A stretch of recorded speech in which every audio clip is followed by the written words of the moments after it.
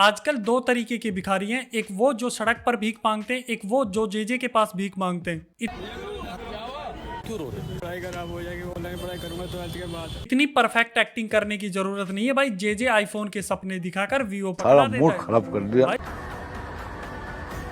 दोगलेपन की भी हद है। इसके पास स्कूटी है, उसमें डलवाने के लिए पेट्रोल है, लेकिन कोई भी सेकंड हैंड मोबाइल खरीदने के लिए 2 से 3 हजार रुपए नहीं है।